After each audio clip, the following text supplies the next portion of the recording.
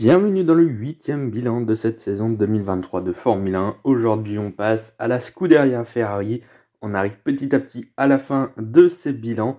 N'oubliez pas de liker, partager, commenter et surtout vous abonner à la chaîne, c'est très important. On est parti. Il est difficile de juger la saison de Ferrari au final parce que le début de saison a été correct mais sans plus. Et la fin de saison a été meilleure, sauf que ses adversaires ont beaucoup changé en cours d'année. Mercedes était devant en début de saison, puis en termes de performance, Mercedes est passé légèrement derrière Ferrari. En début d'année, Aston Martin était meilleur que Ferrari, ce qui n'était pas le cas en deuxième partie de saison, sauf qu'entre-temps, McLaren, qui était au fond du gouffre en début d'année, est passé devant Ferrari en deuxième partie de saison.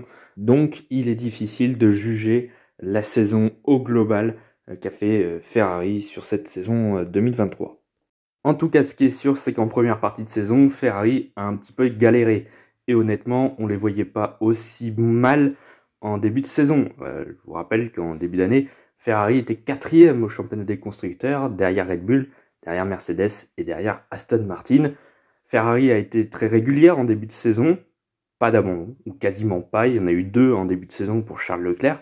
Mais sinon, ça reste régulier. Au final, il y a peu de podiums pour Ferrari, puisque jusqu'à la Belgique, il n'y a que 3 petits podiums. Et d'ailleurs, les 3 podiums sont sur les week-ends de course sprint avec Charles Leclerc. La régularité les sauve quand même. Ils sont pas si loin de Mercedes et d'Aston Martin au final. Mais clairement, la première partie de saison de Ferrari est assez moyenne. Mais ensuite, en deuxième partie de saison, à partir du Grand Prix de Pays-Bas, ça va déjà beaucoup mieux. Et notamment pour Carlos Sainz, qui arrive à faire un beau podium en Italie en prenant la pole position en plus, avec en plus la bataille pour le podium entre les 2 pilotes Ferrari à domicile, c'était osé, mais au final ça a fait du spectacle. Donc bon, tout est bon pour ce week-end-là.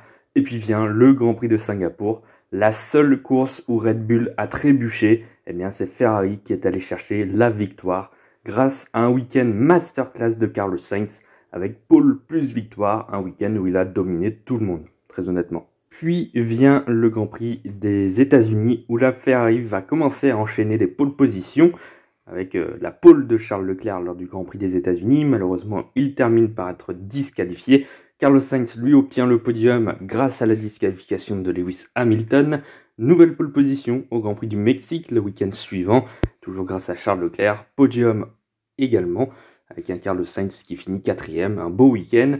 Au moment où Mercedes commence à un petit peu flancher, à ce moment-là, Ferrari peut encore jouer la 2e place au championnat des constructeurs. Bon, le Grand Prix du Brésil n'est pas terrible pour Ferrari, Leclerc partait 2e, sauf qu'il ne prendra même pas le départ à cause d'un problème hydraulique dans le tour de formation. Bien dommage, mais bon, la performance sur la course entière n'avait pas été franchement très bonne, autant en course sprint et même en course principale pour Carlos Sainz.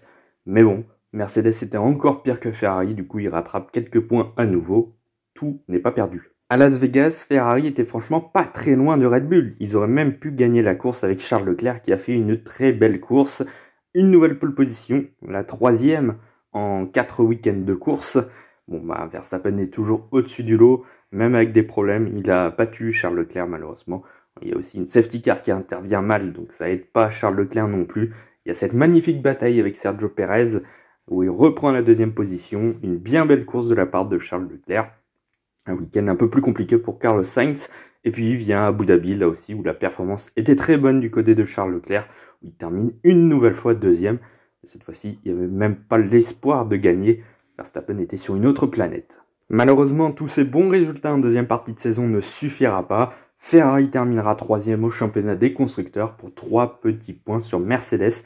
C'est vraiment dommage parce qu'il y avait de quoi faire une belle 2e position. Je dirais même que Ferrari a plus de mérite que Mercedes sur cette saison 2023. Pourtant, l'équipe allemande termine devant. Mais au final, Ferrari, sur les dernières courses de la saison, était, je pense, la 2e force du plateau. On a vu l'évolution de cette Ferrari tout au long de l'année. Le début de saison a été un peu poussif, derrière Aston Martin, derrière Mercedes. Voilà, il y a quelques bons résultats, mais sans plus au final.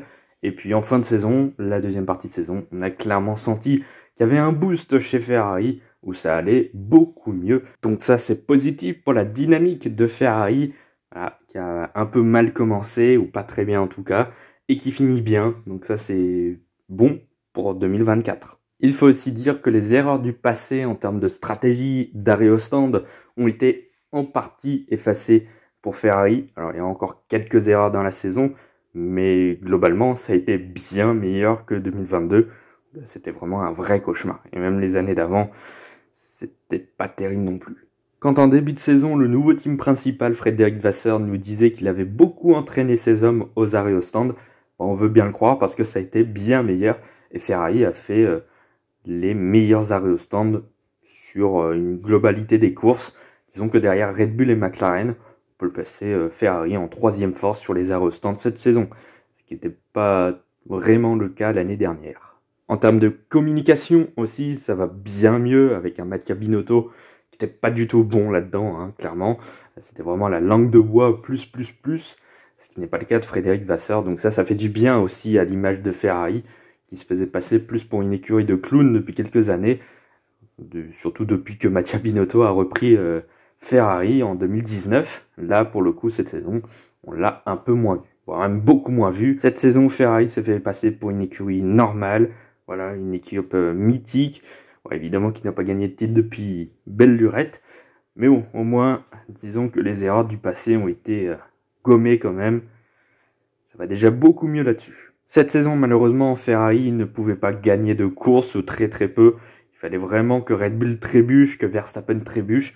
Le problème, c'est que Verstappen, il n'a pas trébuché. Red Bull n'a trébuché qu'une seule fois dans la saison. Et voilà, Ferrari a saisi l'opportunité. Le seul Grand Prix que Ferrari pouvait remporter. Quasiment le seul, peut-être avec Las Vegas. Mais bon, voilà, la Red Bull était quand même un peu au-dessus du lot. Et bien, Singapour, ils ont saisi l'opportunité pour aller gagner la seule victoire hors Red Bull. Donc évidemment, ça c'est aussi à noter. La moyenne de Ferrari sur cette saison, elle est de 12,68, pénalisée en partie par la première partie de saison qui a été assez moyenne avec des notes que j'ai mis assez moyennes, disons-le. Ça a été mieux en deuxième partie de saison, évidemment. Donc bon, une bonne saison pour Ferrari, mais pas au niveau des attentes en début de saison. Mais évidemment, avec Red Bull, ça change un petit peu la donne. Une belle saison de la part de Charles Leclerc qui termine 5e au championnat des pilotes. Évidemment, c'est pas ce qu'on attendait en début de saison 2023, mais comme je viens de le dire, avec Red Bull, ça a changé quand même pas mal la saison. Leclerc aurait pu gagner plus de courses si la Red Bull n'était pas aussi performante, je pense. En tout cas, ça en reste quand même une bonne saison, surtout la deuxième partie de saison, où Leclerc a vraiment été très bon sur la fin d'année, ce qui n'a pas forcément été le cas en première partie de saison, avec des résultats assez moyens, avec jusqu'en Belgique 3 podiums quand même. Il a été vraiment très bon sur les week-ends de course sprint notamment, mais hors de ces week-ends-là, c'est assez moyen, il en manque un petit peu, mais là aussi la Ferrari était un petit peu moins performante en début de saison. Ça joue aussi. Faut noter aussi qu'en deuxième partie de saison, à partir du Grand Prix d'Italie, eh bien, il fait toujours des top 5 quand il termine la course. Il est toujours dans le top 5, ce qui n'était pas le cas en première partie de saison, où il y avait quand même globalement d'assez rares top 5. Et faut pas oublier aussi qu'il a obtenu 3 pole positions sur les 5 dernières courses de la saison. Sur toute la saison en entière, il a obtenu 5 pole positions quand même. La Ferrari sur un tour, elle a quand même une belle performance. Après, pour le rythme de course, c'est un peu plus compliqué. Mais Charles Leclerc, sur un tour, c'est toujours un excellent pilote. Il a quand même beaucoup de pole position dans sa carrière. On notera aussi que sur les 4 dernières courses de la saison, il obtient 3 podiums. Et la course où il n'obtient pas de podium, il ne part pas puisque c'est à Sao Paulo. Et je pense qu'il aurait eu de grandes chances de terminer sur le podium en 3e position. Norris avait quand même un gros rythme aussi. En tout cas, 2 ou 3e à Sao Paulo, ça aurait été possible. Donc franchement, il a fini la saison comme un boulet de canon. Après, un petit peu comme chaque saison, Charles Leclerc, il est quand même assez poissard. Voilà, il y a quelques courses dans la saison où ça ne s'est pas tout déroulé comme prévu. Il y a aussi quelques petites erreurs dans la saison, un petit peu comme d'habitude. Hein, Charles Leclerc qui fait quand même des erreurs dans la saison chaque année. Bon, c'est un petit peu dommage parce que ça pourrait rendre sa saison encore meilleure. Mais tout de même, cette saison, ça s'est plutôt bien passé au vu de la performance de la voiture. Et puis il ne faut pas oublier aussi qu'il a quand même une nouvelle fois dominé son coéquipier Carlos Sainz, même s'il y a une bonne partie du championnat où il était derrière le pilote espagnol, mais c'est surtout parce qu'il y avait quand même plus d'abandon pour le Monégasque que pour l'Espagnol. Il y a quand même un moment dans la saison où ça s'est un peu moins bien passé pour Charles Leclerc, notamment au moment où Carlos Sainz s'est réveillé en Italie, à Singapour notamment, où Sainz avait été vraiment au-dessus de Charles Leclerc. On a senti à un moment donné que Sainz commençait à prendre le dessus sur Charles Leclerc, ce qui était assez étonnant finalement. Mais bon, en fin de saison, il a remis les pendules à l'heure. Voilà, il est repassé devant Carlos Sainz, même au championnat. Voilà, c'est maintenant assez logique que Leclerc termine devant Sainz au championnat, même si au final ce n'est que pour 6 petits points. Et pourtant, Leclerc a été quand même, dans l'ensemble de la saison, au-dessus de Carlos Sainz. Malgré tout, il y a un léger goût d'inachevé peut-être dans la saison de Charles Leclerc. Je ne sais pas trop d'où ça vient, peut-être des résultats assez moyens en première partie de saison, où on n'a pas forcément vu Charles Leclerc aux avant-postes. Bon, je pense qu'il a été surtout limité par la performance de sa voiture. Les Aston Martin étaient devant, en tout cas du moins Alonso. Les Mercedes étaient aussi devant, surtout Lewis Hamilton. Voilà, c'était un peu compliqué, et puis les Red Bull évidemment. Donc c'était un peu compliqué le début d'année, donc on n'a pas forcément vu beaucoup Charles Leclerc en début de saison. C'est peut-être ça qui fait que la saison finalement de Leclerc, eh bien on a un ressenti d'une saison en demi-teinte, alors que pourtant, si on regarde sur toute la saison, c'est pas si mal que ça. Même si, évidemment, il y a des résultats où il n'y a même pas de top 5, où là c'est un petit peu décevant. Mais bon, quand on compare avec Carlos Sainz, finalement, il a toujours ou quasiment toujours été devant. Au total, la moyenne de Charles Leclerc, elle est de 12,86. Lui aussi, comme Ferrari, pénalisé par les résultats assez médiocres par rapport à ce qu'on attendait, en tout cas en début de saison, avec la Ferrari qui était assez moyenne finalement. Donc Leclerc l'a un petit peu payé, c'est vrai. Voilà, faudra aussi effacer quelques petites erreurs. Voilà, chaque année, il fait des petites erreurs un petit peu. C'est un peu dommage parce que ça pourrait rendre la saison meilleure à chaque fois. Bon, voilà, 2022 par exemple, il y a quand même des erreurs du pilote qui rendent la saison un peu moins bonne, même si c'est vrai qu'il n'a pas été aidé par l'équipe. Et encore cette année, il y a eu quelques boulettes de l'équipe sur Leclerc, mais bien moins que 2022, ça c'est clair. Pour Carlos Sainz, j'ai envie de dire que ça a été une saison plate. Il n'y a vraiment pas eu grand-chose de positif, mais pas grand-chose non plus de négatif. Il a été régulier, c'est ce qu'on lui reprochait l'année dernière, où il avait eu quand même pas mal d'abandons, pas mal de courses où ça s'était quand même mal passé. Là, pour le coup, il y a quelques courses qui sont très bonnes. Je pense notamment tout de suite à Singapour, évidemment, sa masterclass avec la pole position, où il remporte le Grand Prix. Franchement, il avait été impeccable, bien aidé aussi par Charles Leclerc en début de course, c'est vrai, mais quand même, il avait un très bon rythme, et puis l'intelligence de course aussi. Voilà, la fin de course où il ralentit pour donner le DRS à Norris, c'était quand même très osé de sa part, mais vraiment, en termes d'intelligence de course, c'était quand même phénoménal. J'ai vraiment aimé ce moment et cette intelligence de course de la part de Carlos Sainz, vraiment.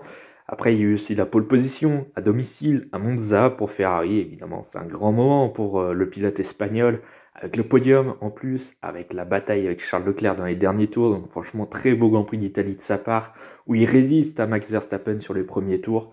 Évidemment, la Red Bull est passée, et même la deuxième Red Bull est passée. Mais bon, c'est les Red Bull, donc elles sont au-dessus du lot. Donc la meilleure position à ce moment-là, c'était la troisième, et c'est ce qu'il est allé chercher. À un moment donné dans l'année, on a senti que Carlos Sainz a commencé à prendre le dessus sur Charles Leclerc, notamment en début de deuxième partie de saison. Malheureusement, ça n'a pas continué sur la suite de la saison. Donc à part l'Italie, à part Singapour, en fait, il n'y a pas de grosses courses. Il y a un troisième podium aux États-Unis, mais bien aidé par la disqualification de Lewis Hamilton, sinon ça faisait quatrième. Un petit peu comme toute l'année, il termine très souvent à la quatrième ou cinquième position. En tout cas, la régularité, il l'a eu cette année. C'était l'un de ses défauts, de ses plus gros défauts de la saison dernière, parce qu'il avait beaucoup d'abandons. Là, cette saison, il y a un seul abandon en Belgique, avec un contact avec Oscar Piastri dans le premier virage du premier tour. Après, il y a aussi l'Australie où il ne marque pas de points, mais avec une pénalité. Après, le contact avec Alonso dans le dernier virage qui n'aura finalement rien changé à la course de l'Espagnol. Un petit peu dommage là-dessus. Après, il y a le Qatar où il prend même pas le départ à cause d'un problème sur sa voiture. Et puis, une dernière fois où il ne marquera pas de points cette saison, c'est à Abu Dhabi, qui est, je pense, son plus mauvais week-end de la saison. Et de loin, je pense, avec un crash Lors des essais, une élimination en Q1, il n'a jamais été dans les points, sauf quand il y a eu le décalage de stratégie, où il n'a pas fait son arrêt, donc il s'est retrouvé forcément dans les points. Mais sinon, à la régulière, il n'a jamais été capable d'aller chercher le top 10. À la fin, c'est abandon. Bref, une course totalement oubliée. Et la fin de saison, ça lui fait tomber de la 4e à la 7e place. Puisqu'à quelques courses de la fin, Sainz était encore 4e. Malheureusement, Alonso, Leclerc et Norris sont tous passés. Après un Grand Prix de Las Vegas compliqué malgré une belle remontée, ça a été perturbé par l'incident qui s'est passé en essai libre, qui n'était pas de sa faute pour le coup. Et puis, du coup, ce week-end à Abu Dhabi, qui a achevé sa saison d'une bien triste manière. En tout cas, l'écart entre Charles Leclerc et Carlos Sainz reste quand même relativement grand, mais il a redressé la barre cette saison. C'est clair, l'année dernière, il y avait encore un plus grand écart entre Leclerc et Sainz. Cette année, ça s'est un peu réduit. Il est revenu un petit peu sur le pilote monégasque. Bon, il en manque encore un petit peu pour faire de Carlos Sainz l'un des meilleurs pilotes de cette saison. Là, clairement, il est dans la moyenne, globalement. Il a fait ni une très bonne saison, ni une très mauvaise saison, ni même une mauvaise saison. Sa saison est plutôt normale, correcte, plate, je sais pas, mais en fait, il n'y a pas grand-chose à dire de sa saison. Surtout la première partie de saison, il n'y a pas grand-chose en fait. Il est dans les points quasiment à chaque fois, sauf en Belgique où il abandonne, et en Australie où il est sur le podium, mais il se prend une pénalité. Ça, c'est dommage. Voilà, surtout la deuxième partie de saison où ça a été mieux, comme la performance de la voiture finalement, ça a suivi à peu près. Et bon, finalement, il n'y a pas grand-chose à dire de la saison de Carlos Sainz. La moyenne de Carlos Sainz sur cette saison, elle est de 12,05. Elle est peut-être un petit peu haute, mais aussi il a été régulier, donc sur une bonne majorité des Grands Prix, il a eu des notes plutôt correctes, parce qu'il finit toujours dans les points, à des positions plutôt correctes. Donc au final, c'est plus la régularité qui fait qu'il a une aussi bonne moyenne, mais il en faudra plus pour la saison prochaine. Voilà, c'est la fin de ce bilan. Merci d'avoir écouté jusque-là. N'oubliez pas de liker, partager, commenter et surtout vous abonner à la chaîne, c'est très important. On se retrouve demain pour l'avant-dernier bilan de cette saison 2023 de Formule 1 avec Mercedes. À demain.